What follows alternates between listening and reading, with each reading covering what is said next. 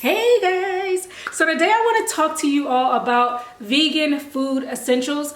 I have gotten so many questions about where do I start. I want to try a vegan diet, but I don't know what to get. I'm kind of confused. There's so much stuff out there. And so I wanted to just bring you guys my top essentials. These are things that 99% of the time I always have on hand. Unless I run out, then I'll immediately go and replenish. But these are things that I always have in my pantry, in my fridge, and that I use on a regular basis. So yeah, I'm going to show you guys my staples, my essentials, and these are in no particular order, by the way. First thing I want to show you guys, this is probably my top pick for a vegan essential item, is non-dairy milk. This was the easiest thing to switch over to when I started a completely plant-based diet. And just FYI, some of you may know this, some of you may not, but in my household we're kind of mixed. All of us are not on a plant-based diet. It's really just me and the baby. However, I only buy almond milk for the house, and this is what everybody drinks. Everybody likes it. I have got no complaints. So this is, I think, such an easy transition to make. There are, of course, other non-dairy milks out there. You got soy, you got coconut, you got oat milk, stuff like that. But I always get almond milk. It works great for me. Anywhere you would use cow's milk, you can use almond milk. You can use it to bake, you can use it to make sauces, you can use it for cereal, you can use it just so many different ways. So just think about how many times you use milk or milk-like things on a regular basis.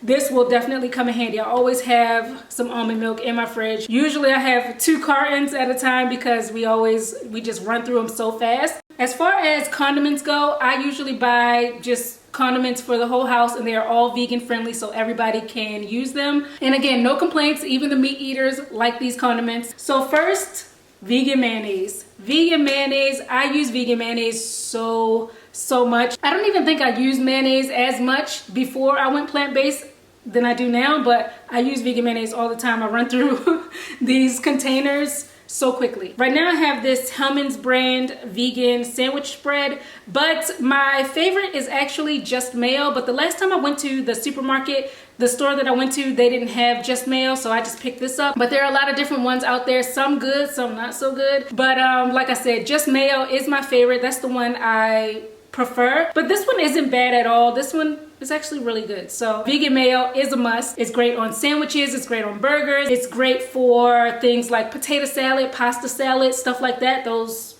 kind of dishes. Another thing that I cannot live without is hot sauce. Now people can get pretty particular about their hot sauces, I know, but for me the Louisiana wing sauce is one of my all-time favorites. This to me is like, it does double duty. It's a hot sauce and it's a wing sauce. When I make my cauliflower wings or my cauliflower buffalo wings, this is what I toss them in. It's heavenly. It's so delicious. Actually right now I'm kind of wanting some. And you can use this, you know, for some spiciness, some kick, and whatever type of dish you are making. Another thing that we all go through a lot and that we all enjoy is this Earth Balance vegan butter. This is another thing that I think is so easy to transition over to, because to me it is just as good. Well, I haven't had real butter in years at this point, but I feel like it's super similar. I've had people switch over to this and they were like, I really can't tell the difference. It works just as great as the butter that I'm used to. It has the flavor. Use this on toast, use this to saute different things with, use this in baking. Anywhere you would use regular butter, you can use this. It works wonderfully. It melts. It does everything that you would expect regular butter to do. And no house is complete without the ultimate condiments, ketchup and mustard. I'm just gonna put these together because they're like peanut butter and jelly, frickin' frack. They go together really well. I like to just drizzle these on my burgers, on my carrot dogs. With mustard, I like to make glazes with it. Gives it a really tangy, tart, really rich flavor. And with ketchup, I actually made an Asian-inspired sauce to go over my stir-fry with ketchup, and it was super delicious. So you can make sauces with ketchup, you can make sauces with mustard, you can use them together on veggie burgers and stuff like that. And you know, most of us already have these in our fridge already or in our pantry. Pause just for a second. Question, do you guys leave your ketchup and mustard in the fridge, or do you put them in a cupboard or a pantry? Let me know below, because I've seen this debate before online and it was kind of funny. I always put my condiments in the fridge and some people were like, I don't like cold ketchup, and I think that's like the best kind. If you have like a hot fry and a cold ketchup, it goes really well. Is it just me? Let me know. Fridge, or you leave it out at room temperature. So for oils, one that I use on almost a daily basis is olive oil. Olive oil is my jam. I use this so much. My favorite is this one, the Trader Joe's 100% Italian organic extra virgin olive oil. Olive oil is so multi-purpose. You can use it to make a simple dressing with. If you're making a sauce, you can use it just in regular cooking. I like to use it a lot of times to saute vegetables, or if I'm gonna roast them, I like to drizzle my veggies with the olive oil before I put them in the oven. I use this to dip my bread in, just as a substitute for butter. Dip my bread in with a little salt and pepper. I think I've told you guys this before, but that's like my thing. So good. And then my other must-have oil is coconut oil. So olive oil and coconut oil, with those two, I'm set.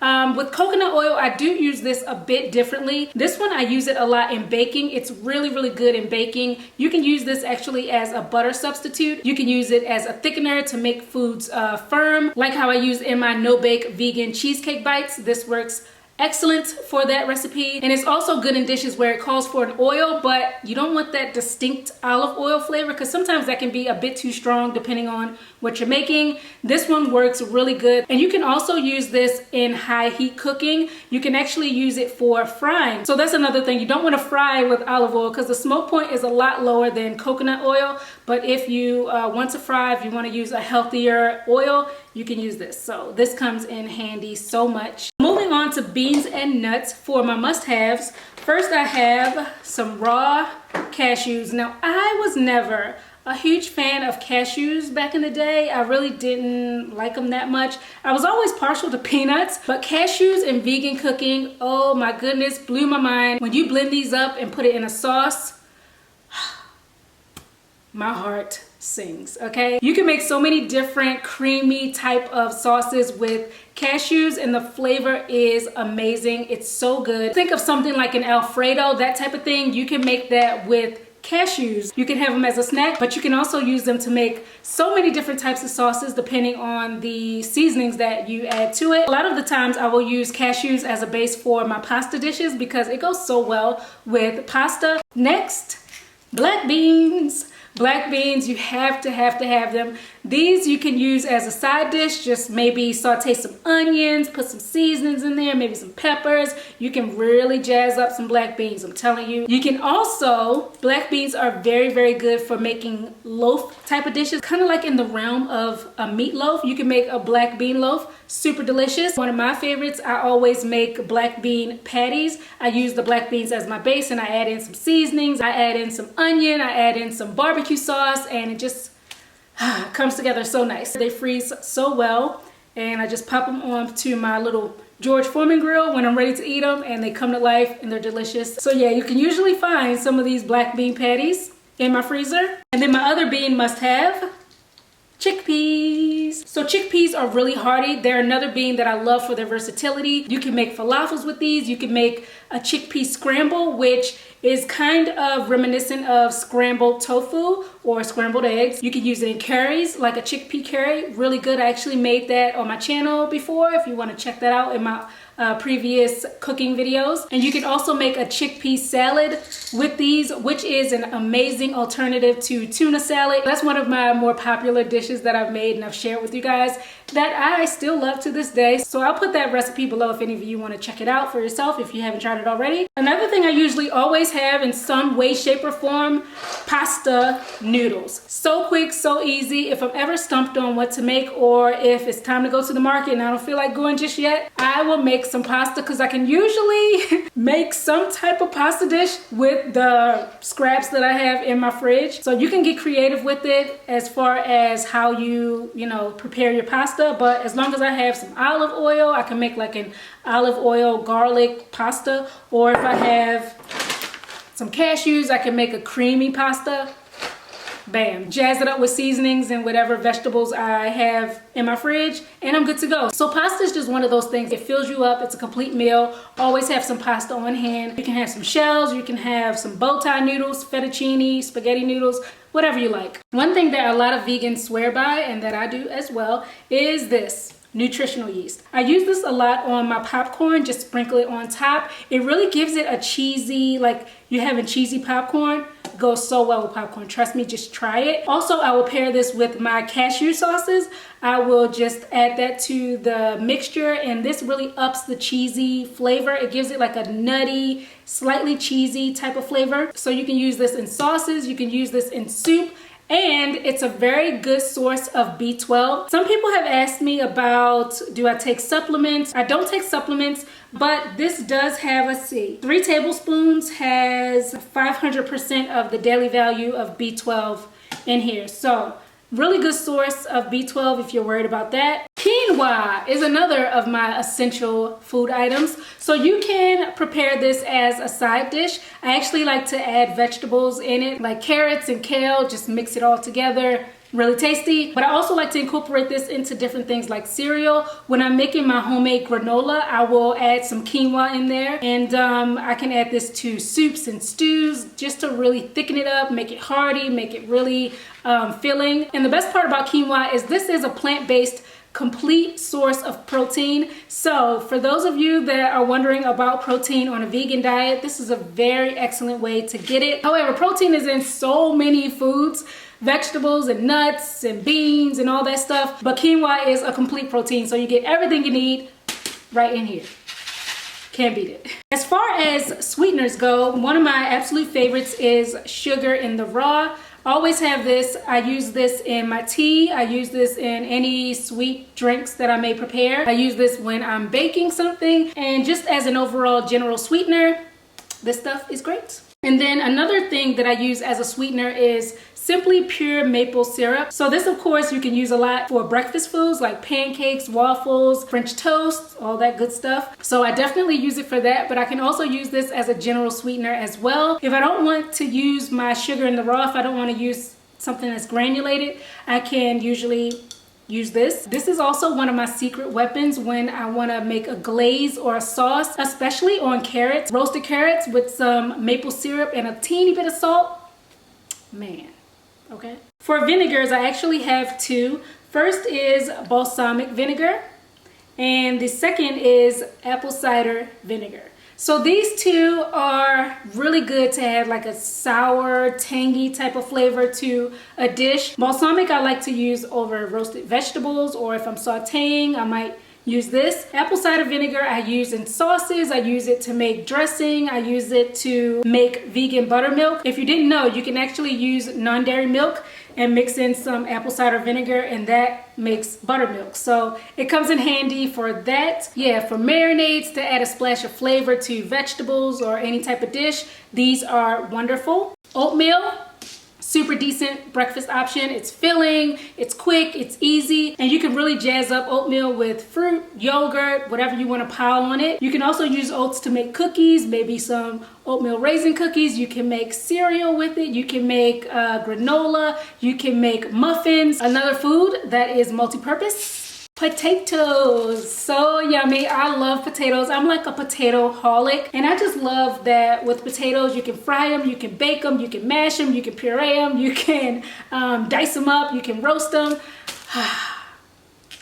Potatoes are the best, right? Really filling side dish. You can also add them to soups and stews to make them super chunky and filling and hearty. Just stick to you. So potatoes are a must-have, and they're super inexpensive. You can get a bag of potatoes for just a couple bucks. Another pick is vegetable broth. I usually use this to make soups or gravies. So anywhere you would use chicken broth or beef broth or something like that, you can substitute vegetable broth, and it should come out just as good. You can actually use this in place of oil if you're going to saute some vegetables. This is a healthier option. Another thing that I almost always have is mushrooms. These are so amazing as a meat substitute. For those of you that maybe you're craving something like a meatier texture, you can really get that with a mushroom. And it actually blows my mind how close you can get to like that fried chicken taste and texture with mushrooms. You can bread these up and fry them and they come out so delicious. Put some hot sauce on them. There are a lot of different types of mushrooms out there, so depending on what you're going for,